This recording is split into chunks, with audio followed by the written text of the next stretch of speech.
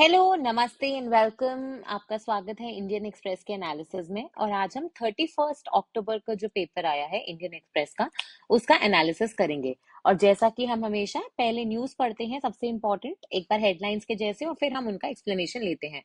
तो बहुत सारे लोग जिनका इंटरव्यू होता है, ठीक है, हाँ, उनको कई बार क्वेश्चन पूछा जाते हैं कि आप जिस दिन पे इंटरव्यू एक तो देने जा रहे हो, या जिस दिन आपका बर्थ डेट है, ठीक है, कोई भी इंपॉर्टेंट इवेंट्स ऑफ लाइफ जो होते हैं उस समय कुछ हुए हों, मतलब आपके भी इनफैक्ट जैसे आपका बर्थ डेट है तो आप तो आपने जन्म लिया है, वो तो इम्पोर्टेंट इवेंट है ही आपके लाइफ का। लेकिन उस दिन अगर कोई नेशनल फिगर, इंटरनेशनल फिगर, या कोई उसका बर्थडे है, एनिवर्सरी है, डेथ एनिवर्सरी है, या फिर कोई बहुत मेजर मीटिंग हुई थी, कोई बहुत मेजर इवेंट हुआ था, तो वो आपको जनरली पता होना चाहिए। जैसे इंटरनेशनल ईयर होते हैं ना, योगा डे होता है, तो ऐसी सब चीजें पता होनी चाहिए। तो वैसे ही 31 अक्टूबर आपको पता है, हम सरदार सरदार वल्लभ भाई पटेल जी का 150th बर्थडे सेलिब्रेट कर रहे हैं। और अपन जब मॉडर्न इंडियन हिस्ट्री पढ़ते हैं, उसमें इंडिया का नेशनल फ्रीडम स्ट्रगल पढ़ते हैं, तो सरदार वल्लभ भाई पटेल का कंट्रीब्यूशन उसमें अपन इग्नोर नहीं कर सकते। स्पेसिफिकली अगर अपन सत्याग्रह की बात करें, खेड़ा, बरदोली, है ना, ये सारे नाम हमें हमेशा याद दिलाते हैं कि पटेल साहब का कंट्रीब्यूशन कितना इंपॉर्टेंट था। एंड स्पेसिफिकली जब इंडिया आजाद होने वाला था, आपको पता है 1947 में जब हमें इंडिपेंडेंस मिला, उसके बाद आपको पता है कि इंडिया आज का जैसा नक्शा दिखता है, इंडिया वैसा नहीं था। राजपूताना, सेंट्रल प्रोविंसेस, ऐसे स्टेट्स भी थी, कुछ कुछ जो ब्रिटिशर्स के अंडर थी, और कुछ प्रिंसली स्टेट्स हुआ करती थी। इन प्रिंसली स्टेट्स को जब इंडिया आजाद होने वाला था, तब ऑप्शन दिया गया था कि आप या तो भारत ज्वाइन करो, या पाकिस्तान, या फिर इंडिपेंडेंट रहो, ठीक है। तो सरदार वल्लभ भाई पटेल, वीपी मेनन, है ना, और लॉर्ड माउंटबेटन भी कहते हैं। तो इन लोगों की कूटनीति हो गया, पॉलिटिक्स हो गया, डिप्लोमेसी हो गया, कैरेटन पॉलिसी हो गया, ठीक है, फोर साइटेडनेस हो गया, इनकी अपन बोलते हैं ना ऑनेस्टी हो गया, ये सारी चीजों की वजह से कहीं ना कहीं आज इंडिया जैसा दिखता है वैसा दिख पा रहा है। यूनिटी हमें देखने को मिलती है। दैट इज वाई पटेल साहब का जो बर्थ एनिवर्सरी है, उसको हम नेशनल यूनिटी डे के नाम से भी सेलिब्रेट करते हैं। इनफैक्ट पटेल साहब का कंट्रीब्यूशन इंडिया के जो सिविल सर्विसेज है उसके लिए भी काफी इंपॉर्टेंट है। उनको आयरन मैन ऑफ इंडिया कहा जाता है। और जो इंडिया का अपन सिविल सर्विसेज है, उसको पहले स्टील फ्रेम कहते थे, आयरन फ्रेम कहते थे, फिर स्टील फ्रेम कहने लगे। बेसिकली ये वो ढांचा है, ये वो बुनियादी ढांचा है जिसपे हमारी पूरी एडमिनिस्ट्रेशन है, गवर्नेंस चल रही है। तो उसको एक तरीके से अपन बोलते हैं ना, फॉर्मेशन करने में, उसको चलाने में भी किसका सबसे ज्यादा बड़ा योगदान था? वल्लभ भाई पटेल जी का। मैंने आपको पहले बता दिया, एकता दिवस के नाम से सेलिब्रेट करते हैं। और सरकार ने, आपको पता ही है कि हर जगह से यूनिटी को प्रमोट करने के लिए एक भारत श्रेष्ठ भारत नाम का एक स्कीम है, परियोजना चलाई थी। तो उससे रिलेटेड बहुत सारी एक्टिविटीज 31 अक्टूबर को आज आपको देखने को मिलेंगी, कैपिटल में भी और अदरवाइज गुजरात और बाकी स्टेट्स में भी। और हाँ, ये जो आपको दिख रहा है ना, ये स्टैचू है, बेसिकली यूनिटी का स्टैचू है सरदार वल्लभ भाई पटेल जी का, नर्मदा नदी पे, है ना, गुजरात में खेड़ा डिस्ट्रिक्ट में। तो यहाँ पे आपको देखने को मिल जाएगा, काफी लंबा स्टैचू है, एक तरीके से रिमाइंडर है कि हमें ऐसे स्टॉलवर्ड्स को भूलना नहीं है। ओके, एक तो मोटी मोटी ये चीज थी। अब अगर आज अपन जो देखेंगे, ऑब्वियसली सबसे बड़ी इवेंट हुई है। आपको पता होना चाहिए कि एक एशिया पैसिफिक इकोनॉमिक कॉर्पोरेशन, आपेक, ठीक है, एपेक बोलो, आपेक बोलो, उसकी समिट हो रही है बुसान साउथ कोरिया में, ठीक है। बुसान फिल्म फेस्टिवल के नाम से आपने बुसान कभी सुना होगा। तो ये जो एपेक की समिट है, इसके दौरान आपको पता है यूएस के प्रेसिडेंट, है ना, जी जिनपिंग, और डोनाल्ड ट्रंप, जो कि सॉरी, यूएस के प्रेसिडेंट डोनाल्ड ट्रंप और Chinese president Xi Jinping, I am really sorry, उन दोनों की वार्तालाप हुई। और फाइनली उन दोनों से आपको देखोगे एक बहुत अमेजिंग न्यूज सामने आती है। इंडिया के लिए चैलेंज भी है एक, आप देखोगे अपॉर्चुनिटी भी है। तो इससे रिलेटेड कम से कम 3-4 आर्टिकल्स अलग अलग तरीके से लिखे हुए आए हैं। तो हम सबसे पहले तो एक तो ये न्यूज समझेंगे। दूसरा, आप देखोगे यूएस ने एक लॉ निकाला है। आपको पता है यूएस अभी थोड़ा सा अमेरिका के ऊपर ध्यान दे रहा है, तो वीजा की फीस बढ़ा देना, लोगों की एंट्री कम कर देना, इलीगल इमिग्रेशन कम करना, रेफ्यूजीज वगैरह को जो सैंक्शन देते हैं ना, रेफ्यूजी स्टेटस देते हैं, जिसके वजह से सरकार आपको ह्यूमैनिटेरियन एड और ये सारी चीज देती है। तो वो आप देखोगे स्टेटस भी अब बहुत कम लोगों को देगा। तीसरी न्यूज जो है वो तो रशिया यूक्रेन का ऑनगोइंग वॉर है। आपको पता है 2 साल से ऊपर, 2.5 साल से ऊपर हो चुके हैं इस वॉर को, खत्म होने का नाम नहीं ले रहा है। और रशिया ने अभी यूक्रेन के ऊपर फिर से हमला किया है, तो उसको लेके एक न्यूज आई है, तो वो अपन देखेंगे। फिर हम चलते हैं नेक्स्ट आर्टिकल की तरफ। दिल्ली का पोल्यूशन तो आई थिंक अभी रहने ही वाला है पूरे टाइम, तो ये खत्म नहीं होगा। फिर नेक्स्ट आर्टिकल जो है, ये आर्टिकल नहीं है एक्चुअली, अगर आप देखोगे तो सीएसआर, बहुत सारी पीएसयू जो पब्लिक सेक्टर ऑर्गेनाइजेशंस होती हैं, उन्होंने सीएसआर को लेके एक बहुत अच्छे अच्छे बताया है कि हम ये कर रहे हैं, हम वो कर रहे हैं। यहाँ से हम क्या करेंगे, हम सीएसआर के बारे में समझेंगे, इसकी कुछ कंडीशंस को समझेंगे, स्पेसिफिकली उन लोगों के लिए इंपॉर्टेंट है जो इस वक्त कोई भी गवर्नमेंट डिपार्टमेंट या पीएसयू में काम कर रहे हैं।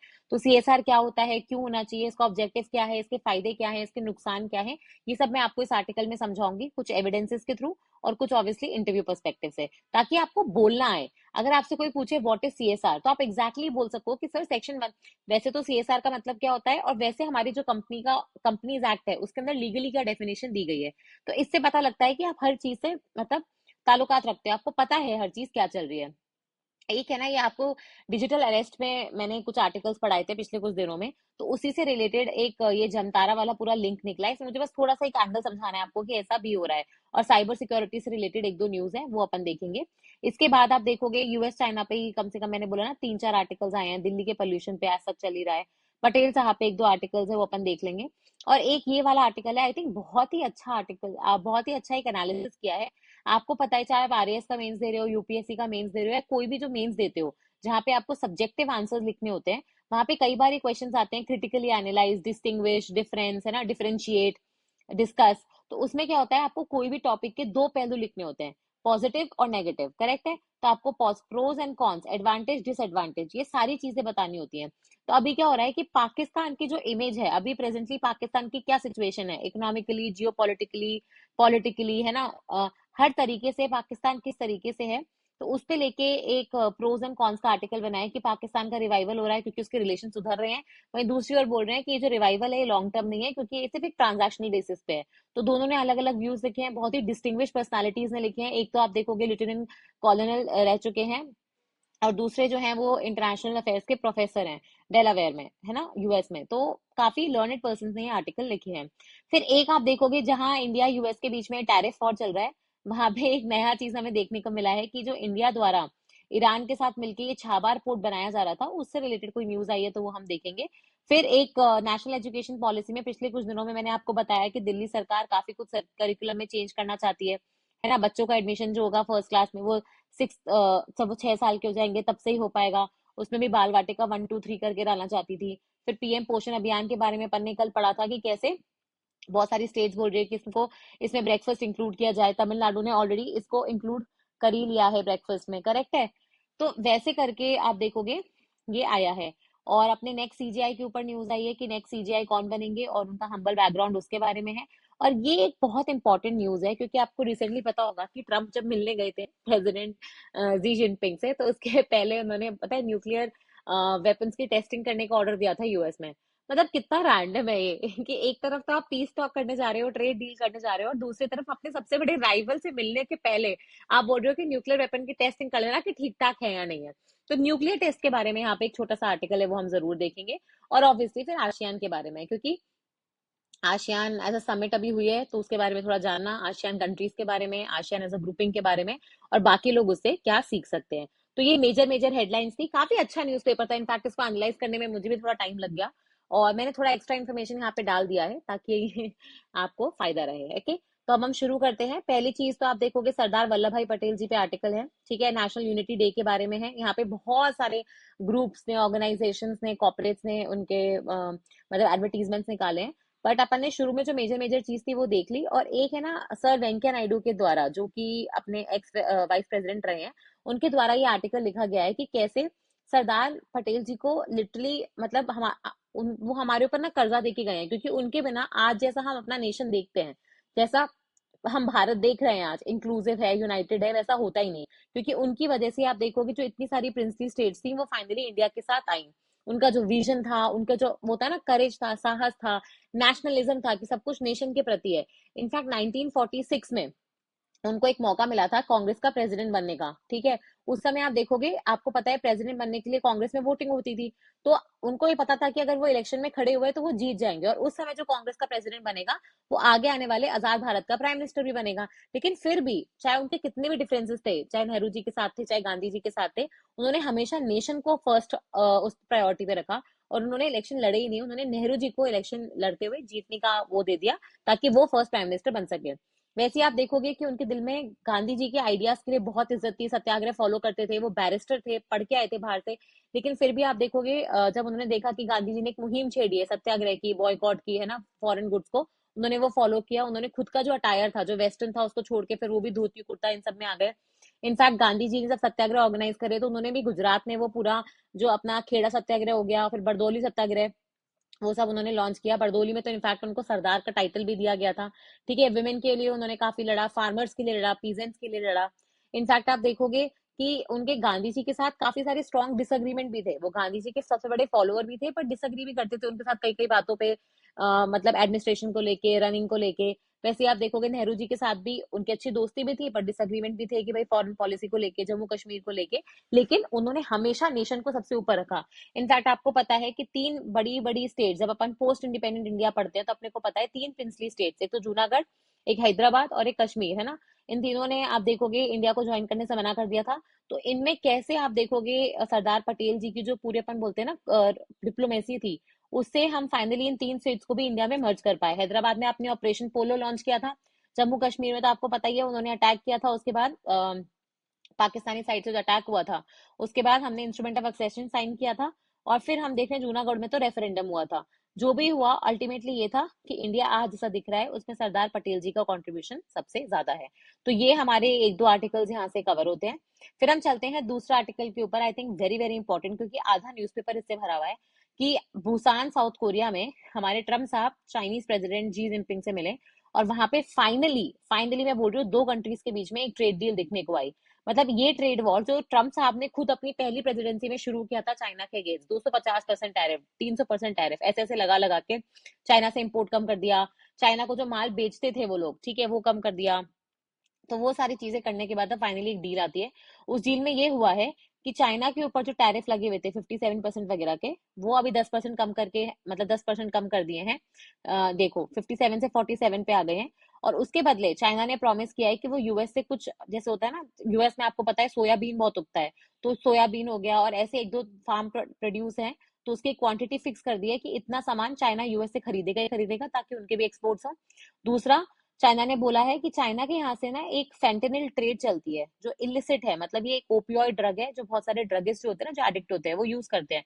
और इसके ओवरडोज से ना यूएस के यूथ में बहुत सारी आपको दिखेगा डेथ्स रिपोर्ट हुई थी। तो अभी यूएस ने चाइना से प्रॉमिस लिया है कि आप इस चीज, जो इलिसिट ड्रग का ट्रेड हो रहा है फेंटेनिल का, इसको कंट्रोल करोगे। साथ में आप देखोगे यूएस ने चाइना से बोला है कि ये जो रेयर अर्थ मिनरल की सप्लाई होती है, ये रेयर अर्थ मिनरल्स क्या होते हैं बेसिकली, अगर आप बचपन में केमिस्ट्री पढ़ी होती है ना, या पढ़ी होगी, बहुत बचपन की बात बता रही हूँ, तो वहां पे क्या होता है, आपने पढ़ा होगा एक पीरियोडिक टेबल होती थी, ठीक है। उस पीरियोडिक टेबल में ऐसे हाइड्रोजन, फिर helium, lithium, beryllium, boron, carbon, nitrogen, ऐसे बहुत सारे ना एलिमेंट्स लिखे होते थे, करेक्ट है। तो उसमें ना आप देखोगे कि एक यहाँ पे अलग से अपन बनाते थे, ठीक है, एलिमेंट्स का टेबल, ठीक है, वो ग्रुप एफ वाले होते थे, उसको लेंथेनाइड्स बोलते थे ऊपर वाले को, और नीचे वाले को एक्टिनाइड्स, ठीक है। वो लेंथेनम से शुरू होते थे। बिल्कुल याद नहीं आ रहा, कोई दिक्कत नहीं है, कोई कंफ्यूजन नहीं है, इसको बस ऐसे सुन लो कि बचपन में हमने एक पीरियोडिक टेबल पढ़ी। वो पीरियोडिक टेबल में कुछ एलिमेंट्स यहाँ से और कुछ एलिमेंट्स उसके नीचे से, ये इन सारे एलिमेंट्स को मिला के, 27 एलिमेंट्स को मिला के हम क्या बोलते हैं, रेयर अर्थ एलिमेंट्स, REE, ठीक है। ये रेयर क्यों है, इनका नाम से समझ में आना चाहिए। रेयर अर्थ एलिमेंट का मतलब क्या होता है, वो एलिमेंट्स जो अर्थ में रेयर है। रेयर का मतलब क्या होता है, ऐसा नहीं कि इनकी मात्रा कम है, इनकी मात्रा तो काफी है, लेकिन कमर्शियल पर्पस के हिसाब से नहीं है।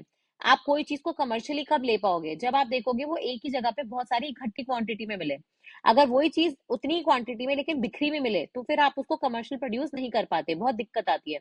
तो ये प्रॉब्लम है रेयर अर्थ मिनरल्स के साथ या रेयर अर्थ एलिमेंट के साथ। ये बिखरे हुए हैं, क्वांटिटी तो सफिशिएंट है, लेकिन बिखरे हुए हैं, इसलिए आप देखोगे कमर्शियल प्रोडक्शन उतना ईजी नहीं होता। चाइना 97% सप्लाई को कंट्रोल करता है। और जब भी आप देखोगे चाइना के साथ कोई भी लड़ाई करता है, चाइना बोलता है हम आपको रेयर अर्थ मिनरल बेचना बंद कर देंगे। तो ठीक है, बंद कर दो, बाकी कंट्रीज इतना परेशान क्यों होती हैं? क्योंकि ये जो रेयर अर्थ मिनरल्स है ना, चाहे आपका स्पेस ले लो, डिफेंस ले लो, एरोप्लेन्स ले लो, रिन्यूएबल एनर्जी ले लो, बैटरीज ले लो, है ना, सोलर पैनल्स ले लो, आपके नाइट विजन गॉगल्स ले लो, कोई भी जो अपनी जितनी भी नई इंडस्ट्रीज आ रही है, उन सब में रेयर अर्थ मिनरल्स के बिना आप ऑपरेट कर ही नहीं सकते। इनको इनफैक्ट क्रिटिकल मिनरल्स की कैटेगरी में डाला जाता है, वो मिनरल्स जो क्रिटिकल हैं किसी भी देश के ग्रोथ के लिए, किसी भी देश की स्ट्रैटेजी के लिए, किसी भी देश के नेशनल इंटरेस्ट के लिए। तो अगर ये मिनरल्स की सप्लाई चाइना बंद कर दे या कम कर दे, तो ऑब्वियसली मार्केट में सप्लाई कम है, डिमांड तो अभी भी ज्यादा ही है, या तो प्राइसेस बहुत ऊपर बढ़ जाते हैं या फिर कमी आ जाती है, जिस वजह से क्या होता है, फिर अल्टीमेटली जो सैंक्शन लगा रहा है उसी देश को नुकसान होता है। तो यूएस के साथ भी यही हो रहा था। तो फाइनली यूएस और चाइना के बीच में एक डील हुई है, मैंने आपको पहले ही बता दिया। ये बुसान में हुई है, साउथ कोरिया में। यहाँ पे एक तो ट्रम्प ने प्रॉमिस किया है कि हम चाइना पे जो लगने वाला टैरिफ है उसको कम कर देंगे 10%, और अब चाइना ने उसके बदले 3-4 प्रोमिस दिए हैं, ठीक है। रेयर अर्थ मिनरल को लेके दिया है, फिर इंपोर्ट करने की बात करी है कि चाइना यूएस से आप देखोगे सोया और ये सारी चीजें इंपोर्ट करेगा। और तीसरी चीज आप देखोगे, चाइना ने फेंटेनिल ट्रेड को रोकने के लिए बोला है कि हम करेंगे। उसके बदले आप देखोगे कि चाइना ने ये भी बोला है, आपको पता है यूएस ने टिकटॉक को पूरी तरह बैन कर दिया था, तो चाइना ने अब ये बोला है कि टिकटॉक पे वो थोड़ा नजर रखेंगे और यूएस के जो लॉज है उसको बोलेंगे कि वो भी फॉलो करे। इसके साथ साथ चाइना ने और क्या बोला है कि वो यूएस से तेल खरीदेंगे। अब सबसे मजेदार बात क्या है, जब यूएस और इंडिया की बात हो रही थी तो सबसे पहले यूएस ने क्या शर्त रखी थी इंडिया से कि रशियन ऑयल, मतलब आप कम से कम रशियन ऑयल खरीदोगे, या खरीदने ही नहीं तो हम सैंक्शन लगा देंगे। पता है आपको, यूएस ने और चाइना ने इस बात पे बात ही नहीं करी। यूएस ने चाइना को फोर्स ही नहीं किया कि अब रशिया के, अभी जो रशिया में सैंक्शन लगाए हैं रशियन ऑयल को लेकर जो बात चल रही है, यूएस ने उस मुद्दे पे बातचीत ही नहीं करी। ऑल्दो यूक्रेन रशिया के वॉर के बारे में बात हुई थी, पर इतना कुछ आप देखोगे जितना उन्होंने इंडिया के साथ हार्डलाइन एटीट्यूड लिया था ना कि आप रशिया से ऑयल नहीं खरीदोगे, ये सारी चीजें वो उन्होंने चाइना से बोली ही नहीं, ठीक है। तो एक ये हो जाएगा।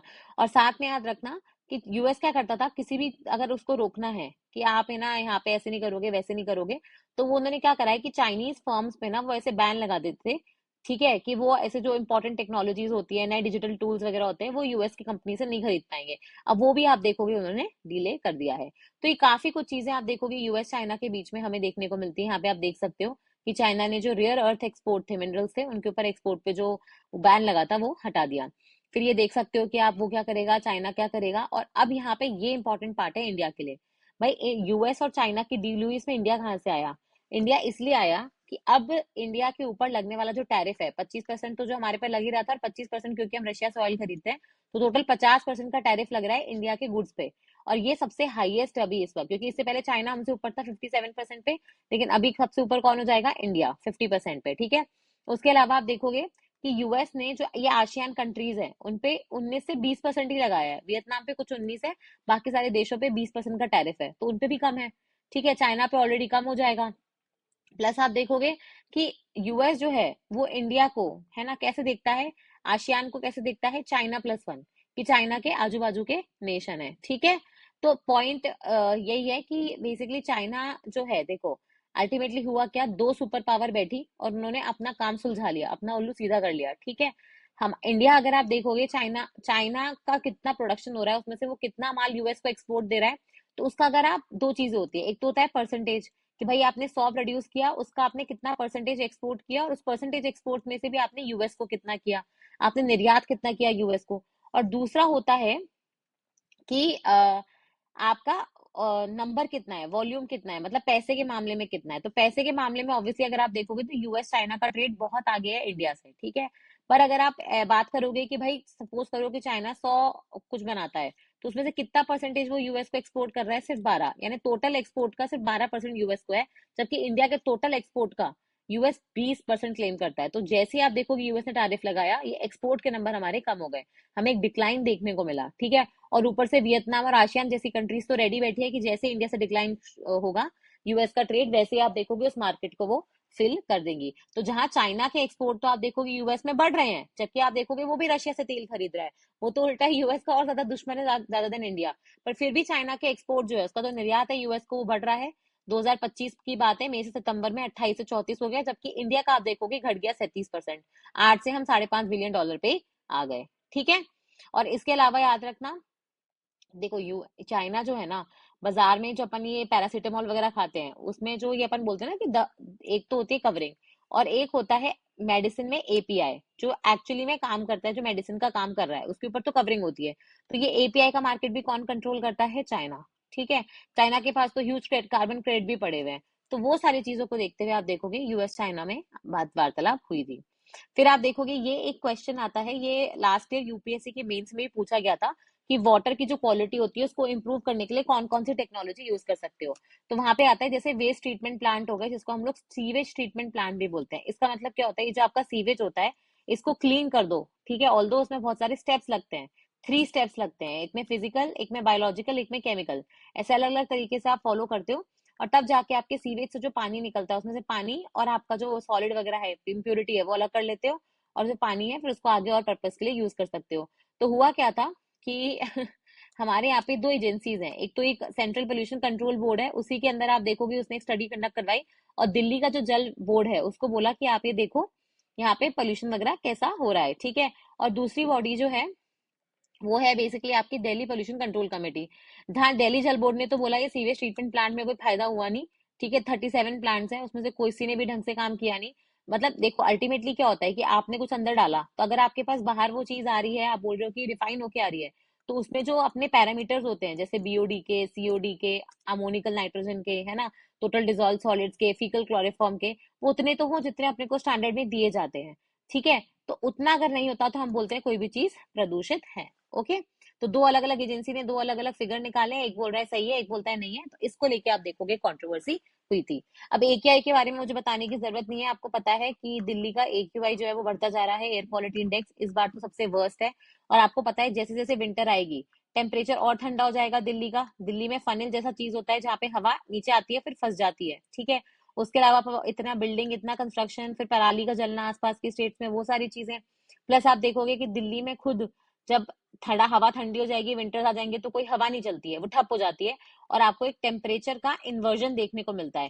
टेम्परेचर का इन्वर्जन मतलब क्या होता है, जहाँ पे देखो जनरली क्या होता है, जैसे जैसे हम ऊपर जाते हैं, जैसे अपन हिल स्टेशन की तरफ जाते हैं समतल जमीन से ऊपर की तरफ, हाइट में ऊपर की तरफ जाते हैं, तो टेम्परेचर जो होता है, ताप होता है, वो कम होता है। लेकिन यहाँ पे क्या होता है टेम्परेचर इन्वर्जन के अंदर, कि जैसे जैसे आप ऊपर जाते हो टेम्परेचर बढ़ता है, ठीक है। तो कम होने की जगह मतलब गर्म हवा जो है आपकी ठंडी हवा के ऊपर बैठी है, और ऑब्वियसली गर्म हवा नीचे बैठती है तो ऊपर उठने की कोशिश करती है और सब मिक्स हो जाता। लेकिन क्योंकि गर्म हवा जो है वो ठंडी हवा के ऊपर बैठी है, तो कुछ भी मिक्स नहीं हो रहा है। ओके, तो इसलिए आप देखोगे AQI जैसे जैसे ठंड और बढ़ेगी और खराब होता चला जाएगा। फिर हम आते हैं अपने नेक्स्ट आर्टिकल पे, जो है बेसिकली CSR के बारे में। देखो इसको ना थोड़ा अच्छे से समझना कि सबसे पहले तो CSR क्या होता है और फिर अपन यहाँ पे देखेंगे CSR, ठीक है। इसका मतलब क्या होता है, कॉर्पोरेट सोशल रिस्पॉन्सिबिलिटी, ठीक है। पुराने जमाने में आपको पता है कि जो धनी व्यक्ति होते थे, ठीक है, उनके लिए कोई कंपनी का लॉ वो एग्जिस्ट नहीं करता था, लेकिन वो बिना लॉ के ही वो क्या कर रहे थे, वो बेसिकली बिना लॉ के ही अपनी मर्जी से कुछ ना कुछ दान पुण्य करते रहते थे। तो वो भी एक तरीके से उनकी सोशल रिस्पॉन्सिबिलिटी थी, उनकी सामाजिक जो रिस्पॉन्सिबिलिटी बनती है, नेतृत्व है, वो करते थे वो, ठीक है। अब क्या होता है कि हमारे यहाँ पे जो रूल था वो तो 2014 में आया, जहाँ पे हमने ये बोला कि कोई भी कंपनी, ठीक है, ये तो लीगल बैकिंग है उसकी, कि कोई भी कंपनी जिसका एनुअल टर्नओवर 1,000 करोड़ से ज्यादा है, जिसकी जो नेट वर्थ है वो 500 करोड़ से ज्यादा है, ठीक है, और जिसका जो प्रॉफिट है वो 5 करोड़ से ज्यादा है, समझ गए। मतलब जिसका जो एनुअल टर्नओवर है वो तो 1,000 करोड़ हो गया, जिसकी नेटवर्थ 500 करोड़ हो गई, और जिसका प्रॉफिट लास्ट 3 सालों में 5 करोड़ से ऊपर है, तो वो 2% जो होता है अपनी लास्ट 3 साल के कमाई का, वो बेसिकली CSR में लगाएगा, ठीक है। ये तो ऐसी गाइडलाइंस है, लीगल बैकिंग की जो गाइडलाइंस है, ये सेक्शन 135 ऑफ कंपनीज एक्ट ये रहा। उसके अंदर मेंशन्ड है कि हर कंपनी जो ये 3 कंडीशन फॉलो करती है, उसको अपने प्रॉफिट का लास्ट 3 साल के प्रॉफिट का 2% हिस्सा CSR में खर्च करना पड़ता है। उसके लिए प्रॉपर कमेटी बैठेगी, बोर्ड में एक मेंबर होगा, प्रॉपर प्लान्स बनाए जाएंगे, फिर उनको चेकिंग करवाई जाएगी कि प्रॉपर CSR हुआ है या नहीं हुआ है, ठीक है। और कहाँ कहाँ खर्च कर सकते हो वो भी सरकार ने बता रखा है कि कौन सी एक्टिविटीज CSR की डेफिनेशन में आएंगी, ठीक है। लेकिन इसके पहले आप देखोगे कि 2010 के आसपास ही हमारी जो एक ये विभाग है, डिपार्टमेंट ऑफ पब्लिक एंटरप्राइजेस, ठीक है, उसने एक नोटिफिकेशन जारी किया था, एक गाइडलाइन चालू करी थी CSR को लेके, जहाँ पे मैंडेटरी तो नहीं था, बट जो PSUs हो गई, जो आप देखोगे प्रॉफिट कमा रही है, लाभ कमा रही है, उनके लिए कंपलसरी कर दिया था। और 2014 में तो सबके लिए कंपलसरी कर दिया, चाहे प्राइवेट हो चाहे गवर्नमेंट, अगर आप ये 3 कंडीशन सेटिस्फाई करते हो तो आपको CSR करना पड़ेगा। अब इतना CSR करना पड़ेगा, करना चाहिए, और पहले के जमाने में लोग वैसे ही कर देते, तो CSR का मतलब होता क्या है, कॉर्पोरेट सोशल रिस्पॉन्सिबिलिटी। एक कंपनी के अपने समाज के प्रति क्या जिम्मेदारी है, ये वो है। आपको पता है एक कंपनी समाज से उसकी जमीन है ना, उसके रिसोर्सेज, ह्यूमन फाइनेंस, ये सारी चीजें ले रहा है, लेकिन अगर कंपनी समाज को क्या दे रही है, तो वो हो जाएगा कॉर्पोरेट सोशल रिस्पॉन्सिबिलिटी। तो बहुत बार आपने देखा होगा कि एजुकेशन के लिए कुछ कार्यक्रम चल रहे हैं, गर्ल चाइल्ड को स्किल सिखाने के लिए कुछ चल रहे हैं, PM केयर फंड में किसी ने कुछ पैसा डाल दिया, रिलीफ फंड में कोई पैसा डाल दिया, आपने है ना वो साफ पानी पीने के लिए कूलर वगैरह लगवाए, टॉयलेट्स वगैरह बनवा दी, ठीक है। फिर वुमेन को एम्पावर कर दिया, स्किल वगैरह दे दी आपने, जो ये फॉरेस्टेशन प्रोग्राम्स होते हैं वो चला दिए, एनवायरमेंट सस्टेनेबिलिटी के, आर्ट एंड कल्चर के, है ना। तो गरीबी और हंगर को हटाने के लिए, भुखमरी को हटाने के लिए, तो ये सारी चीजें सीएसआर के अंदर आती हैं। तो कोई कंपनी अगर अपनी मर्जी से ये सारे काम कर रही है, आजकल तो अगर नहीं भी करेगी तो कंपनी एक्ट के अंदर उसको करना है, लेकिन इसमें क्या होता है, समाज के प्रति आप अपना नेतृत्व पूरा कर रहे हो। तो ये जो आर्टिकल्स हैं आगे के 2-3 पेज के, ये बेसिकली जो सरकारी ऑर्गेनाइजेशंस होती है, जिनको अपन पीएसयू बोलते हैं, पब्लिक सेक्टर यूनिट, उनके बारे में बता रही है कि कैसे सरकार का एम क्या था, वेलफेयर। वैसे पीएसयूज ने भी अपने सीएसआर एक्टिविटीज के थ्रू, लॉन्ग बिफोर, जब वो आप देखोगे ये सीएसआर नाम का शब्द भी एग्जिस्ट नहीं करता था, तब से आप देखोगे पीएसयूज कुछ ना कुछ सरकारी एजेंडे को फुलफिल करती हैं। बहुत पुराने ऐसे पिछड़े हुए गांव में जाके लोगों को रिक्रूट करती हैं, वहाँ पानी, बिजली, फैसिलिटीज है ना, ये सब हो जाएगा। गर्ल चाइल्ड एजुकेशन हो जाएगा, एफॉरेस्टेशन प्रोग्राम हो जाएगा, ठीक है, स्किल सेंटर्स वगैरह हो जाएगा। तो वो सारी चीजें कर रही हैं। ओके। पुराने जमाने में प्रॉब्लम क्या थी, आपको सीएसआर समझाने वाला कोई व्यक्ति नहीं था, सीएसआर की रिपोर्ट बनाने वाला कोई व्यक्ति नहीं था, एनजीओ वगैरह आपके साथ अब काम करना नहीं चाहते थे। लेकिन 2014 के बाद तो ये कंपलसरी हो ही गया है। ठीक है, तो जैसे हमारे सरकार वेलफेयर ओरिएंटेड है, डेवलपमेंट ओरिएंटेड है, वैसे हमारे जो पीएसयूज हैं वो भी ऐसे ही ओरिएंटेड हैं। ठीक है। फिर आप देखोगे, आपको पता है कि जहां प्राइवेट ऑर्गेनाइजेशन तो हो सकता है कि प्रॉपर ऑडिटिंग वगैरह ना हो, लेकिन सरकारी संगठनों और पीएसयू वगैरह की तो क्या ये रिपोर्ट सबमिट करता है ना।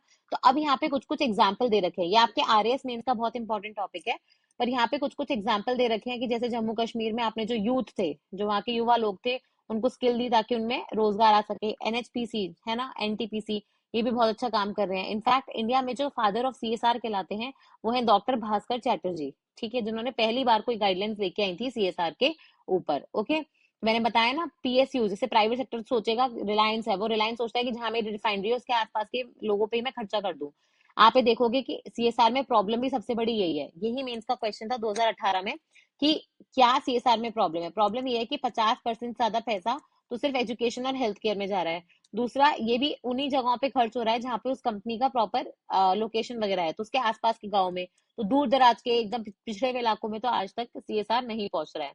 फिर तीसरा चीज, ये जो सीएसआर होता है इसके ऊपर प्रॉपर मॉनिटरिंग नहीं होती है, वो जगह गलत मिसयूज ऑफ फंड्स वगैरह भी हो रहा है। सीएसआर के नाम पे आप देखोगे कंपनी की इमेज सुधर जाती है, पर वो एक्चुअली में वैसी नहीं है। ठीक है, तो एक www.csr.gov.in करके एक वेबसाइट है, उस पर अगर आप जाओगे तो इंडिया के जितनी भी एस्पिरेशनल डिस्ट्रिक्ट हैं, ठीक है, और जो सबसे ज्यादा बुरे इलाकों में है, जहाँ पे बिल्कुल भी डेवलपमेंट नहीं हुआ है, तो वहां पे भी आप देखोगे पीएसयू एक इंपॉर्टेंट रोल प्ले करती है नेशन बिल्डिंग का। Okay.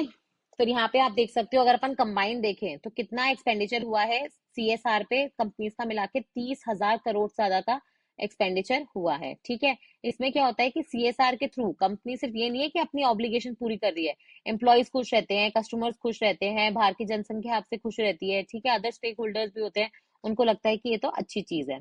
Okay. And last year कितना था, 26,000 करोड़, तो ऑलमोस्ट 4,000 करोड़ की बढ़ोतरी आपको देखने को मिलेगी। मतलब सीएसआर जो है एक बहुत अच्छा प्रोजेक्ट है, जो बहुत सारी कंपनीज फॉलो करना चाहती हैं। टीबी एलिमिनेशन, एचआईवी एड्स, ये सारी सब सुविधाएं भी हैं हेल्थ केयर के अंदर। तो यहाँ से अगर आप चाहो तो पढ़ सकते हो, लेकिन मैंने आपको मोटा मोटा बता दिया सीएसआर के बारे में।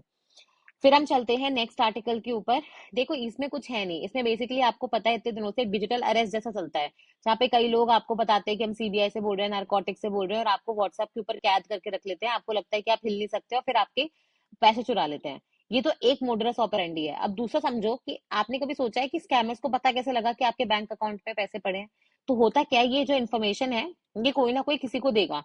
तो हुआ क्या है कि एक दिल्ली में किसी के पास कॉल आया, उसने बोला कि आपका जो पानी का कनेक्शन है उसमें प्रॉब्लम हो गया, डिस्कनेक्ट हो गया है, तो हम आपको एक लिंक भेज रहे हैं, उसको डाउनलोड कर लो।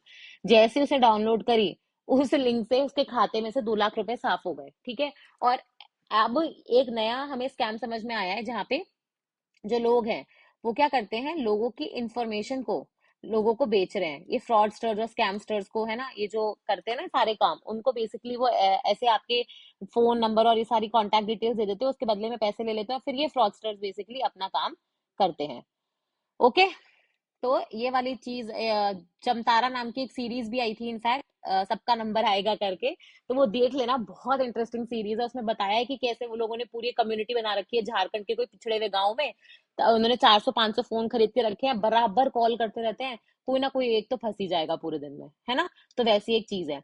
वैसे ही आप देखोगे साइबर फ्रॉड को लेके अब एक बहुत बड़ा फैसला किया गया है दिल्ली में। अगर आपका कोई साइबर फ्रॉड होता है जैसे इस तरीके का, अगर आपके 10 लाख से ऊपर का अमाउंट नहीं था तो आपकी तुरंत एफआईआर रजिस्टर नहीं होती थी, लेकिन अगर आपका अब अमाउंट 1 लाख रुपए से ऊपर है तो तुरंत ई एफआईआर जनरेट हो जाएगी, कहीं से भी जनरेट कर सकते हो। और 1930 हमारा नंबर है हेल्पलाइन का, साइबर क्राइम वाली, वो याद होना चाहिए। और हर पुलिस स्टेशन में एक हेल्प डेस्क बनाई जाएगी साइबर क्राइम को लेके, ताकि लोगों की सहायता करी जा सके और उनको बताया जा सके।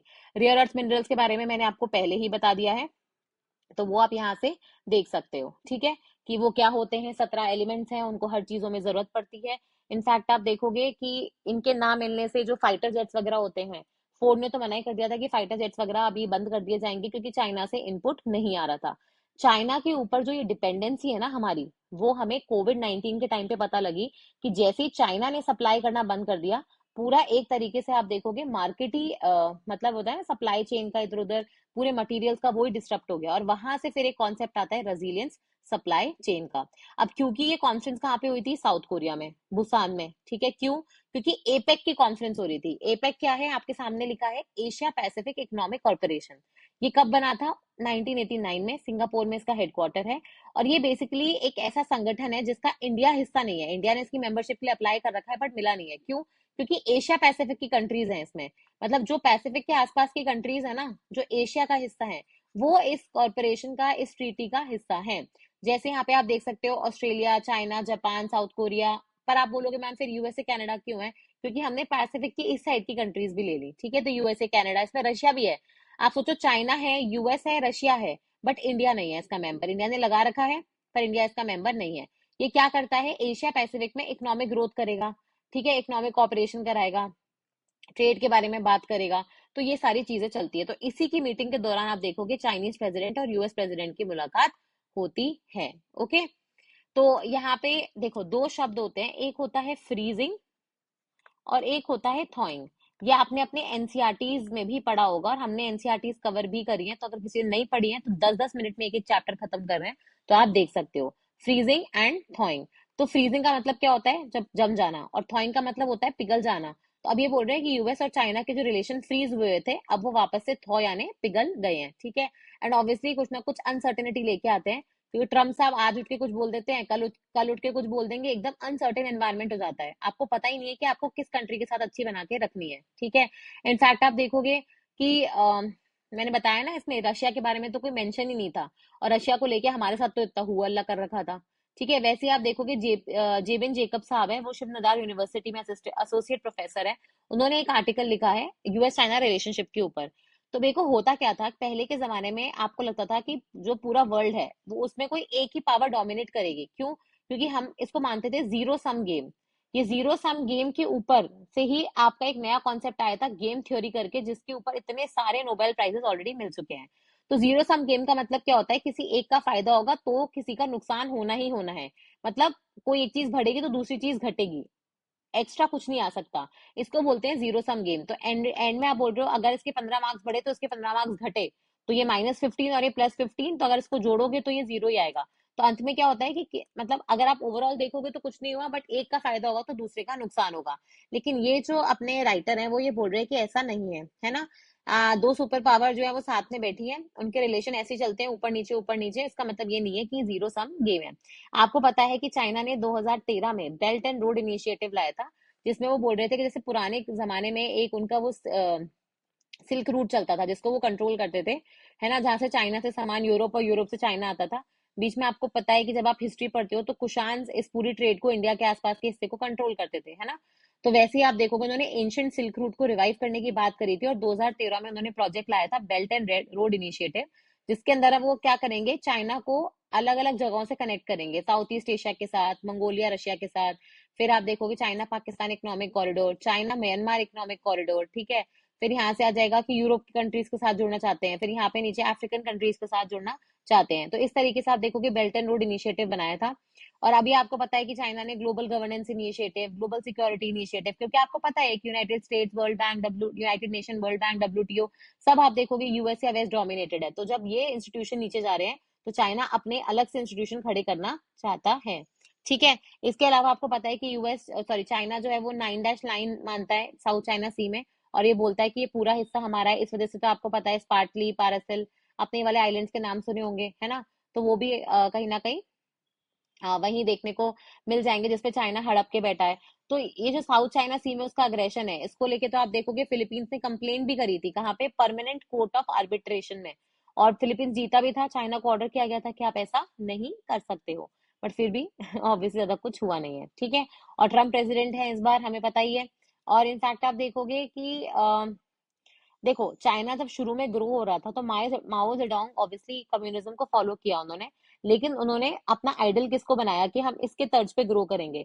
वो उन्होंने बनाया था अमेरिका, कि अमेरिका जितना तेजी से ग्रो हो रहा है, जितनी उसके पास टेक्नोलॉजी है, उसको देखते हुए हम वैसे ही ग्रो करेंगे, ठीक है। तो ये कहीं ना कहीं आप देखोगे यूएस चाइना के ऊपर एक आर्टिकल था।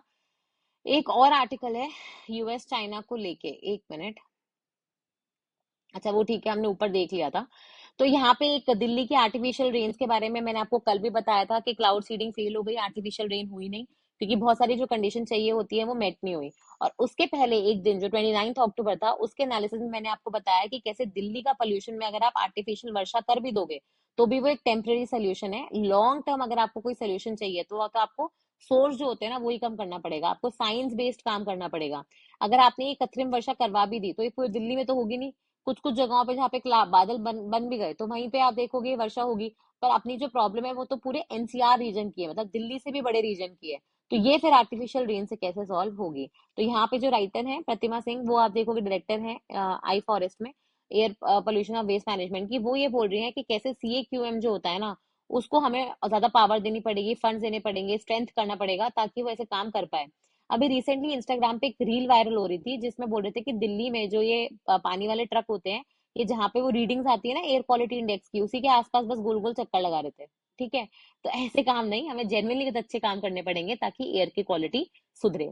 फिर ये पीएम पोषण, ये ब्रेकफास्ट वाला पूरा आर्टिकल है, ये मैंने आपको पहले ही बता दिया था। और इसमें याद रखना कि काफी सारी स्टेट्स बोल रही हैं, और मैंने आपको इसका रीजन कल बताया था कि जितना अच्छा न्यूट्रिशन होगा उतना अच्छा आपका पढ़ने में मन लगेगा। तो health outcomes, educational outcomes, attendance, ये सारी चीजों में आपको अच्छा इजाफा देखने को मिलता है। तमिलनाडु ने आप देखोगे अभी 24 लाख बच्चों के आसपास हम पहुंच जाएंगे अगर हम इस स्कीम को इम्प्लीमेंट करते हैं। सरकार का, सेंटर का खर्चा इसमें 6,000 करोड़ का आ रहा है।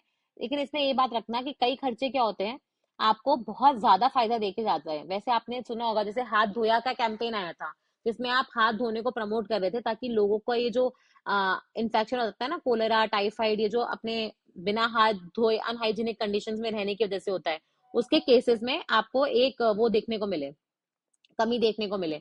मतलब ऐसा वर्ल्ड बैंक ने पाया था कि अगर आप 1 रुपया खर्च करते हो ना हाथ धोने को प्रमोट करने में, तो 12 रुपए का इजाफा है, क्योंकि उतने ही कम लोग बीमार पड़ेंगे, उतनी ही कम आपकी जीडीपी में कमी आएगी, उतना ही कम आपका हेल्थ एक्सपेंडिचर या हॉस्पिटल्स वगैरह में खर्चा होगा। तो वैसे ये वाला खर्चा है कि बच्चों को अगर आप अच्छा खाना दोगे, पोषण दोगे, तो न्यूट्रिशन, पोषण, ये सारी चीजें सुधरेंगी। एजुकेशन, उनका कॉग्निटिव डेवलपमेंट वो भी सुधरेगा, ठीक है। तो ये 6,000 करोड़ से जो मिलने वाली बेनिफिट्स हैं वो 3 गुने से भी ज्यादा है। और साथ में याद रखना, उन्होंने ये बोला, आपको भी रिसेंटली देखा होगा आपने, कि आशा वर्कर्स हो गई, आंगनबाड़ी वर्कर्स हो गई, ये हमेशा प्रोटेस्ट पे चली जाती है ये कह के कि इनकी सैलरी अच्छी नहीं है, इनसे बहुत काम करवाया जा रहा है। तो अगर अब आप ब्रेकफास्ट की रिस्पॉन्सिबिलिटी भी डाल दोगे तो फिर इनके ऊपर या तो आप इनका पे बढ़ाओ, या फिर इनकी रिस्पॉन्सिबिलिटी जो होती है उसको देखो कि कैसे जो एक्सेसिव वर्कलोड है उसको कम किया जा सके। तो जब तक आप अपना किचन का इंफ्रास्ट्रक्चर, राशन पानी, हाइजीन, है ना, न्यूट्रिशन गाइडलाइंस, कि आपको ब्रेकफास्ट में भी क्या देना है, वो भी अलग अलग दिन अलग अलग चीज देनी पड़ेगी, तो ये चीजें भी आपको तय करनी पड़ेंगी। फिर एक ये बहुत ही ब्यूटीफुल आर्टिकल है, आजकल आपको पता है डीप फेक्स का, आर्टिफिशियल एआई जनरेटेड वीडियो और इमेजेस की जहाँ बात चल रही है, तो वहां पे एक सबसे बड़ा प्रॉब्लम हमें देखने को मिलता है कि आजकल कुछ भी चीज हम खुश नहीं कर रहे हैं। किसी ने कोई माउंटेन की फोटो डाल दी, किसी ने कोई अंडर वाटर सी में कुछ अच्छा क्रीचर देखा उसकी फोटो डाली, आपको यही नहीं पता होता कि वो एआई जनरेटेड है या असली की फोटो है। जितना हम पहले चीजों को एंजॉय करते थे वो आजकल हम कर ही नहीं पाते हैं, ठीक है। तो ये एक चीज है कि जो जॉय था, a being able to relate, आप किसी से रिलेट कर पाते हो उस फोटो को देख के, वो आजकल खत्म होता जा रहा है। वो मैजिक ही नहीं रहा है, क्योंकि आजकल फोटोज में मैजिक नहीं है, सब एआई जनरेट किया जा रहा है। तो ये मैंने आपको बताया था ना, पाकिस्तान से रिलेटेड एक आर्टिकल अच्छा आया है, उसमें हम बेसिकली उसकी दोनों साइड देखेंगे। कि देखो अभी आपको पता है कि रिसेंटली एक तो पाकिस्तान, वो पहलगाम वाला अटैक हुआ, इंडिया ने पाकिस्तान को आप देखोगे वर्ल्ड स्टेज पे काफी ज्यादा, अपन बोलते हैं ना, ह्यूमिलेट करने की कोशिश करी। हमने तो अपने आप देखोगे मिशन भी भेजे थे अलग अलग कंट्रीज में पाकिस्तान को बदनाम करने के लिए। पाकिस्तान को आईएमएफ से फंड मिलना चाहिए था, बेल आउट मिलना चाहिए था, है ना, वो आप देखोगे मना करने के लिए इंडिया ने बहुत कोशिश करी। इंडिया ने आप देखोगे कि कोशिश करी कि जो पाकिस्तान है उसको यूनाइटेड नेशन सिक्योरिटी काउंसिल में वो टेम्पररी सीट ना मिले, है ना। तो बहुत सारी हमने कोशिश करी, पर ये सारी कोशिशें नाकाम रही। और इनफैक्ट आपको पता है कि पाकिस्तान और सऊदी अरेबिया की डिफेंस डील हो गई, डिफेंस पार्टनर बन गए वो एक दूसरे के।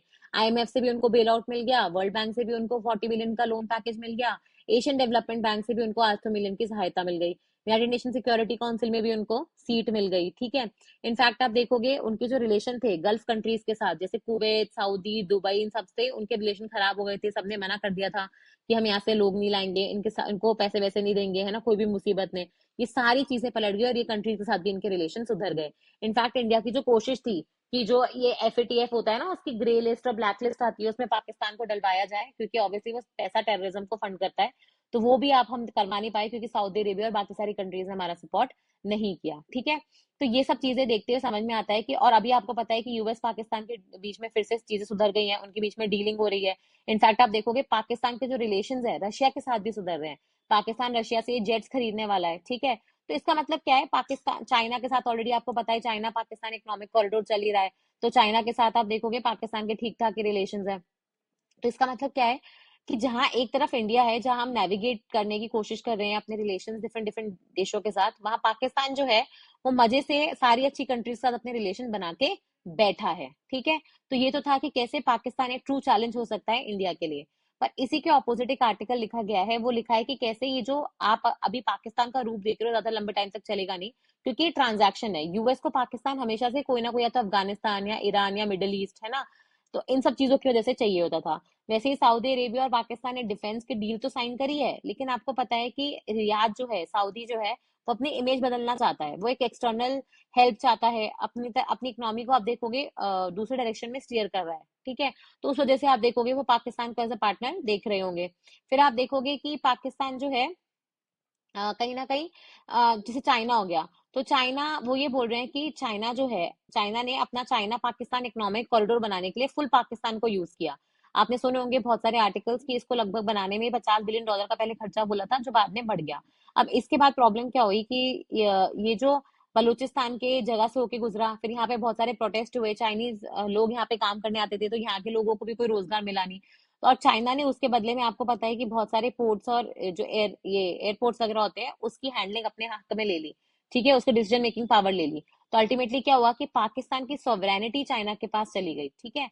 तो इसलिए हम देख रहे हैं कि ऑल्दो पाकिस्तान के रिलेशन काफी सारी कंट्रीज के साथ अच्छे हो रखे हैं, लेकिन इसका मतलब ये नहीं है कि वो मतलब इनका दोस्त भी है। ये एक ट्रांजैक्शन रिलेशनशिप्स हैं, जबकि अगर अपन इंडिया के रिलेशनशिप की बात करेंगे तो वो काफी गहरी दोस्ती होती है। ठीक है। वो ऐसी नहीं है टाइम पास वाली। फिर अगर अपन देखेंगे छाबार से रिलेटेड न्यूज आई है, पहले तो अपन समझेंगे कि छाबार है कहाँ पे। तो ये देखो, ये आपको जो मैप डाला है ये तो इंडिया हो गया, है ना, ये अपना पाकिस्तान हो गया, जहाँ पे चाइना पाकिस्तान इकोनॉमिक कॉरिडोर वो यहाँ से होके निकलेगा। ये वहां पे ग्वाडर पोर्ट हो गया इस साइड पे जो पाकिस्तान में, और जस्ट पाकिस्तान ये यहाँ से बस 50-100 किलोमीटर की दूरी पे ही आपका छाबार पोर्ट आता है, जो इंडिया और ईरान मिलके बना रहे हैं। क्यों? क्योंकि यहाँ से फिर हम अफगानिस्तान में सामान बेचेंगे। ठीक है। तो छाबार और जरंज दिलाराम हाईवे, यहाँ से जरंज है और ये दिलाराम हो जाएगा, तो जरंज दिलाराम हाईवे से कनेक्ट करेंगे, अफगानिस्तान तक अपना सामान पहुंचाएंगे। ठीक है। चार अगर आप देखोगे पहले इस पे यूएस ने सैंक्शन लगा दिए थे, हमें मतलब उन सैंक्शन से एग्जामेशन नहीं मिला था, और अभी वापस से आप देखोगे यूएस ने सैंक्शन हटा के हम पे से जो एग्जामेशन लगे थे, छाबार पे आप काम वगैरह कर सकते हो, इंपोर्ट एक्सपोर्ट का, वो सारी चीजें, वो अब हम देखोगे हमें फिर से एक वेवर मिल गया है, तो अच्छी बात है, नहीं तो हम कहाँ यूएस से लड़ते रहे पूरे टाइम। फिर आपको पता है कि तीसरी क्लास से अब सरकार बोल रही है कि आर्टिफिशियल इंटेलिजेंस को सिलेबस में इंक्लूड कर दिया जाएगा। अभी आप देखोगे ऑप्शनल सब्जेक्ट है 9, 10, 11, 12 में, या फिर आप देखोगे क्लास 6 से एक स्किल की तरह आपको सिखाया जाता है। लेकिन अब सरकार बोल रही है कि आर्टिफिशियल इंटेलिजेंस तो रियलिटी है, हर बच्चे को आनी चाहिए, और बाद में जाके उनका कंफर्ट लेवल बन नहीं पाता, तो उनको बचपन की क्लासेस से ही ये पढ़ाया जाएगा। जब ये नेशनल एजुकेशन पॉलिसी आई थी उसमें भी बोला गया था कि बच्चों की क्रिटिकल थिंकिंग, एनवायरमेंट एजुकेशन, उनका behaviour, global citizenship, healthy living, organic living, ये सारी चीजों को अपन प्रमोट करेंगे। तो उसी में आप देखोगे एक चीज ये भी थी। फिर हम आते हैं नेक्स्ट आर्टिकल के ऊपर, जो है हमारे नेक्स्ट सीजीआई के बारे में। तो इनके बारे में और अच्छे आर्टिकल सब आएंगे जिस दिन ये स्वेरिंग इन सेरेमनी लेंगे, जिस दिन ये स्वॉन करेंगे as a chief justice of India. तो सुप्रीम कोर्ट के हेड मान लो चीफ जस्टिस ऑफ इंडिया अभी कौन है? गवाई साहब है, और अभी उसके बाद आ जाएंगे सूर्यकांत साहब, उन्होंने रिकमेंडेशन दिया था कांजी का। फिर हम आते हैं अपने नेक्स्ट आर्टिकल के ऊपर, जो है बेसिकली न्यूक्लियर टेस्टिंग के बारे में। अभी आपको पता ही है कहाँ, तो एक तरफ ट्रम्प साहब चाइना से मिलने जा रहे हैं और दूसरी तरफ पहले फोन करके बोल रहे हैं कि भैया न्यूक्लियर वेपन्स की टेस्टिंग कर लेना। टेस्टिंग क्यों करता है इंसान? एक तो ये देखने के लिए कि हमारे पास कितने वेपन्स हैं, सिग्नल भेजने के लिए कि देखो हम अभी भी कमजोर नहीं है, ठीक है। और तीसरा कि हमें और कितने वेपन्स बनाने हैं, हमारे पुराने वेपन्स क्या क्या कर सकते हैं, इसके लिए आप टेस्टिंग करते हो ना। आप मॉक टेस्ट क्यों देते हो, आप मॉक इंटरव्यू क्यों देते हो? खुद की प्रिपेयर्डनेस चेक करने के लिए, सिग्नल देने के लिए कि भाई हम कितने प्रिपेयर्ड है, ताकि कल अगर हम सारा सिलेक्शन हो जाए तो हम फेमस भी हो जाए। तो बहुत सारी चीजें आप देखोगे इसमें रोल प्ले करती है। तो जहां तक न्यूक्लियर टेस्टिंग का सवाल है, तो आपको पता होगा कि जब कोल्ड वॉर चल रहा था, एक तो वर्ल्ड वॉर 2 हुआ, उसमें यूएस ने एटॉमिक बॉम्ब गिराए हिरोशिमा और नागासाकी पे, इस पे ज्यादा आप देखोगे विवाद हो गया। फिर आप देखोगे कोल्ड वॉर जब चल रहा था 1947 से 1992 के बीच में, रशिया यूएसएसआर और यूएस के बीच में, तो दोनों ने काफी सारे न्यूक्लियर वेपन्स बनाए थे, ठीक है। उसके बाद आप देखोगे 1991 में जब यूएसएसआर का डिसइंटीग्रेशन होता है, ठीक है, और 1996 में उसके बाद एक कॉम्प्रिहेंसिव टेस्ट बैन ट्रीटी आती है, जिसको अपन लोग सीटीबीटी के नाम से जानते हैं। ये सीटीबीटी का मतलब क्या होता है कि न्यूक्लियर वेपन्स की टेस्टिंग ना तो कहीं भी नहीं कर सकते और हर समय भी नहीं कर सकते, एनीवेयर एनी टाइम कहीं भी आप न्यूक्लियर टेस्टिंग और वेपन्स नहीं कर सकते। इसको बोलते हैं complete ban on nuclear test, ठीक है। क्योंकि न्यूक्लियर टेस्ट जहां जहां भी हुए, आपने टेस्टिंग जहां पर भी करी, जैसे मेक्सिको सिटी में करी, आपने कजाकिस्तान में करी, तो वहां के लोगों ने बाद में कंप्लेन किया कि उनको बहुत सारे हेल्थ हजार्ड, रेडियो एक्टिविटी की वजह से बहुत सारे प्रॉब्लम्स फेस करने को मिल रहे हैं। तो न्यूक्लियर टेस्ट कहीं ना कहीं 1996 के बाद बहुत ही कम हो गए। कोल्ड वॉर के टाइम पे अगर अपन देखेंगे तो लगभग ऐसा बोला जाता है, यहाँ पे देखो कि ये रहा कि लगभग 1000 से ज्यादा टेस्ट हुए थे, 2000 से ज्यादा टेस्ट करे गए थे सिर्फ 50 साल में। लेकिन 1996 के बाद से अगर आप देखोगे, जब से सीटीबीटी आया है, सिर्फ 10 ही टेस्ट हुए, इसमें से 6 तो को साउथ ये नॉर्थ कोरिया ने करे हैं, किम जोंग उंग ने, ठीक है। और उसमें से कुछ दो दो इंडिया पाकिस्तान ने करे हैं, और बाकी सारे नॉर्थ कोरिया ने। और इसके बाद आप देखोगे यूएस और रशिया इन सबने टेस्टिंग कभी नहीं करी। तो यूएस में अगर आप देखोगे लास्ट टेस्टिंग 1992 में हुई थी, उसके बाद कोई टेस्टिंग नहीं हुई है। तो फिर आप देखोगे यूएस ने अभी क्यों सिग्नल भेजा है। और रशिया ने, देखो यूएसए बोल रहा है कि रशिया ने आप देखोगे ऐसा काम किया इसलिए हम कर रहे हैं, रशिया बोल रहा है कि अगर यूएस ने किया तो हम भी फिर आगे ऐसा काम और करेंगे। तो एक तरीके से लूप बन जाएगा, इसमें से कोई निकल नहीं पाएगा, ठीक है। इनफैक्ट आप देखोगे जो सीटीबीटी थी, ये इसमें बहुत सारी कंट्रीज ने साइन भी किया और रेटिफाई, आपको पता है हमारा पार्लियामेंट करता है, मोहर जो लगाता है वो पार्लियामेंट लगाता है हमारा, ठीक है। तो इंडिया तो है ही नहीं ऑब्वियसली। यूएस ने आप देखोगे साइन किया बट उनके पार्लियामेंट ने रेटिफाई नहीं किया। और रशिया 2023 में से बाहर निकल गया, ये कह के जब कोई नहीं फॉलो कर रहा तो मैं क्यों करूं, ठीक है। तो याद रखना कि न्यूक्लियर वेपन्स जो होते हैं, आपको पता ही है, सबसे खतरनाक वेपन होते हैं। हिरोशिमा नागासाकी का दृश्य, फोटोज अभी तक कोई भूल नहीं पाया है, ठीक है। अभी अगर आप देखोगे तो वर्ल्ड में लगभग पहले टाइम पे सीटीबीटी से पहले लगभग 70,000 न्यूक्लियर वेपन्स थे। आज अगर आप देखोगे तो 10,000 से भी कम हो जाएंगे। उसमें भी रशिया, यूएस और चाइना सबसे तीन major weapon controlling company countries हैं, ठीक है। फिर हम आते हैं आशियान समिट वाले एक आर्टिकल के ऊपर, जो हमारे एक्स एम्बेसडर साहब ने लिखा है, मतलब इंडियन फॉरेन सर्विसेज के मेंबर ने लिखा है। तो 47 समिट हुई थी, आपको पता है, कुआलालंपुर मलेशिया में, आशियान की। आशियान क्या है? Association of south east Asian nation, मतलब दक्षिण पूर्वी दक्षिण, ये जो इलाके हैं इंडिया से, इंडिया के रेफरेंस में बात हो रही है, तो उसको हम लोग आशियान बोलते हैं। इसमें अभी कितने मेंबर्स हैं? 11। और एक कब बना था? 1967 में। ये पहले तो सिर्फ इसमें 5 ही कंट्रीज थी, और वो ये बना था ताकि वो लोग कम्युनिज्म जो चाइना और रशिया वगैरह में फैल रहा था उसको सपोर्ट नहीं करेंगे। लेकिन धीरे धीरे करके इसमें 11 ऑर्गेनाइजेशन आ गई, और ये ट्रेड पॉलिटिक्स सब कुछ डिस्कस करने लग गया। इतना कि एक पॉइंट पे आप देखोगे आशियान कंट्रीज आपस में, ये जो पहले 10 कंट्रीज थी, 11वीं तो अब जुड़ी है, तो पहले जो 10 कंट्रीज थी आपस में 30% ज्यादा ट्रेड कर रही है, आपस आपस में। इनफैक्ट जब आप सार्क की बात करोगे, बिम्स्टेक की बात करोगे, बीबीआईएन की बात करोगे, जो इंडिया लेड कुछ ग्रुपिंग्स हैं, तो वहां पे तो मैक्सिमम हम लोग 5% ही कर ले तो वही बहुत है, ठीक है। तो अभी तक वहां से हम कुछ कर नहीं पाए, और ये बहुत बड़ा लेसन है इन ग्रुपिंग्स के लिए कि जो आसियान से ले सकती हैं। वैसे ही आप देखोगे, आपको पता है कि चाइना साउथ चाइना सी, ईस्ट चाइना सी में वो असर्शन करता रहता है, फिलीपींस के साथ उसके झगड़े भी होते हैं। परमानेंट कोर्ट ऑफ आर्बिट्रेशन ने तो फिलीपींस के हित में फैसला भी सुना दिया, और चाइना ने मना कर दिया कि नहीं, हम नहीं मानेंगे, हम तो साउथ चाइना सी को अपना ही मानते हैं। इंडिया ने, आपको पता है कि आसियान कंट्रीज के साथ 2009 में एक फ्री ट्रेड अग्रीमेंट किया था, ठीक है, ताकि ज्यादा से ज्यादा हम ट्रेडिंग बढ़ा सके इन इकोनॉमीज के साथ। हुआ क्या? आसियान के साथ तो हमारा ट्रेड नहीं बढ़ा, बट चाइना के जो गुड्स थे, चीप गुड्स, वो आसियान के रूट से इंडिया आने लग गए। तो इससे इंडिया को बहुत लॉस हुआ, और फाइनली अब इंडिया ने बोला है, हमने आरसीईपी तो ज्वाइन किया ही नहीं था, और हमने साथ में ये भी बोला है कि अब जो एफटीए साइन होगा उसमें हम देखेंगे कि इंडिया का इंटरेस्ट क्या है, उसी के बाद हम साइन करेंगे। अब प्रॉब्लम क्या है? ट्रंप ने चाइना के ऊपर जो थी टैरिफ्स वो कम कर दी है ना, 47 पे आ गई। इनफैक्ट आप देखोगे आसियान कंट्रीज का तो उनके 19-20% के आसपास है। तो अभी अकेला मार्केट जो सबसे ज्यादा यूएस के सैंक्शन का शिकार हुआ है, जबकि हमने तो इतना मचाया भी नहीं है, वो है इंडिया, जिसके ऊपर अभी 50% से ज्यादा टैरिफ लगा हुआ है। और अगर ये टैरिफ कम नहीं हुए तो हमारे एक्सपोर्ट जो होंगे महंगे हो जाएंगे। जब हमारा निर्यात महंगा होगा तो हमसे कोई खरीदेगा नहीं, और वियतनाम और बाकी सारी कंट्रीज क्या होंगी, उस जगह को घेर लेंगी। तो ये नीड ऑफ द आवर है कि हम बेसिकली यूएस के साथ बातचीत करके अपने टैरिफ्स को थोड़ा कम करें, नहीं तो हमको बहुत नुकसान हो सकता है। तो ये था मोटा मोटा आज का आर्टिकल।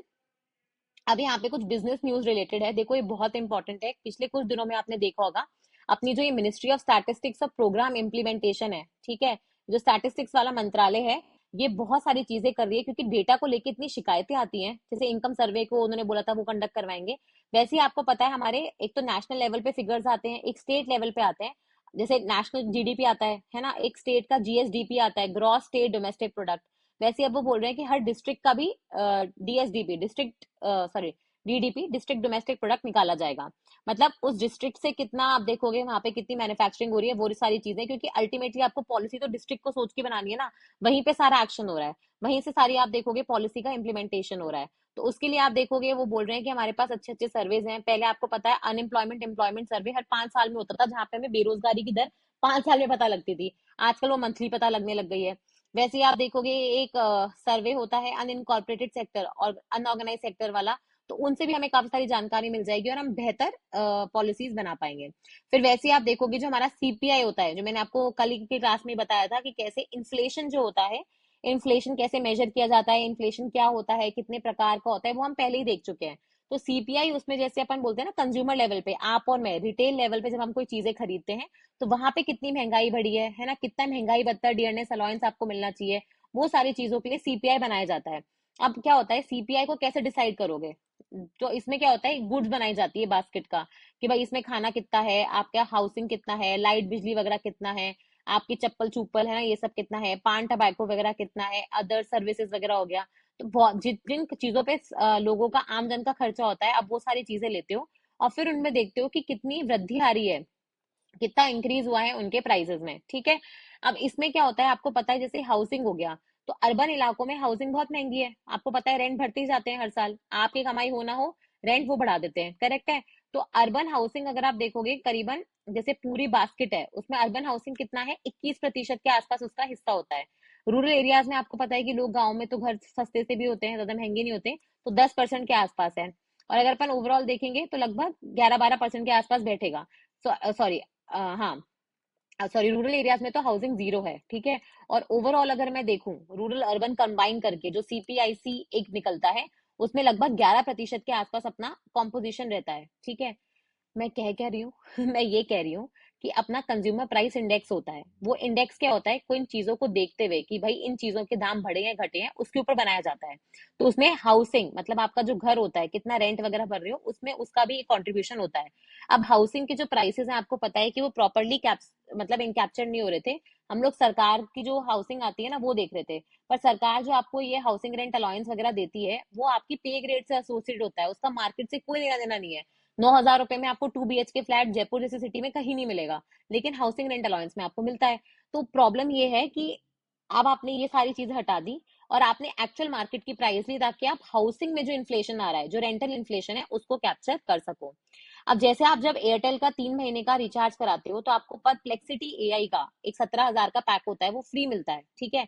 वैसे ही अब रिलायंस ने पार्टनर किया है गूगल के साथ, ताकि जो उनका जियो का रिचार्ज कोई कराएगा तो उसको जेमिनी एआई का प्लान फ्री मिल जाएगा, मतलब जो 35,000 रुपए का है ओरिजिनली। इसमें नोटबुक, एलएलएम और बहुत सारे जो अदर फीचर्स हैं गूगल के, वो भी आपको मिलेंगे। अब पहले हमने आईपीओ के बारे में जाना था पिछली क्लासेस में, मैंने आपको बताया था कि जो लेंस कार्ट है वो अपना आईपीओ लेके आने वाला है, आ गया इनफैक्ट। वैसे ही आप देखोगे ग्रो करके कंपनी है, वो भी अपना आईपीओ लेके आने वाली है। ये ग्रो वही है जिसके टीवी पे ऐड आते रहते हैं, शेयर मार्केट में इन्वेस्ट वगैरह, वो सारी चीजें। फिर अपन ने ये आर्टिकल 2 दिन पहले भी देखा था कि कैसे अमेजोन ने 14,000 लोगों को निकाला है, और ये कहा था कि भाई जो काम पहले सारे लोग कर रहे थे वो एआई कर सकता है। पहले जब आपने कस्टमर सेटिस्फेक्शन के लिए टीम बना रखी थी, है ना, आपको कोई स्विगी के ऑर्डर से प्रॉब्लम होती थी, आप कॉल करते थे, वहां कोई फोन उठाता था। आजकल आप सीधा चैटबॉट पे डालते हो, वो बात सुनते हैं आपकी और एआई ही सारा काम कर देता है। तो इस वजह से आप इंटेल, सेल्सफोर्स, लुफ्तांजा, डुओलिंगो, बहुत सारी कंपनीज ले ऑफ कर रही हैं। तो क्या सच में एआई की वजह से हमें नुकसान होगा, अनएम्प्लॉयमेंट आएगा, बेरोजगारी आएगी, और इससे हमें बचने के लिए क्या करना चाहिए, स्पेसिफिकली जो लोग अनस्किल्ड हैं, जिनके पास स्किल्स ही नहीं है, तो वो फिर कैसे जी पाएंगे, क्योंकि उनके पास और कोई स्किल है नहीं। और बेरोजगारी हो गई तो अल्टीमेटली क्या होगा, फिर सरकार को स्टेप इन करना पड़ेगा। ठीक है, तो ये मोटा मोटा आज का न्यूज़पेपर एनालिसिस था। पसंद आए तो फीडबैक जरूर देना, और एक चीज मुझे जरूर बताना कि आपको आईपीओ के बारे में अब क्या समझ में आया, क्योंकि फिर से सीजन आने वाला है आईपीओ का। तो अगर आप समझोगे तो अच्छा है, आप निवेश भी कर पाओगे। प्रॉपर जो सेबी रजिस्टर्ड इन्वेस्टर्स होते हैं सिर्फ उनकी सुना करो, ऐसे किसी से भी ज्ञान मत लिया करो, फिर पैसा खो जाएगा तो मतलब डूबेगा तो बहुत दुख होता है। ठीक है, फिर से मिलेंगे, और जरूर बताइएगा कि आईपीओ के बारे में आपको कुछ समझ में आया, और नहीं समझ में आया तो वो भी बताइएगा। फिर मिलेंगे, धन्यवाद।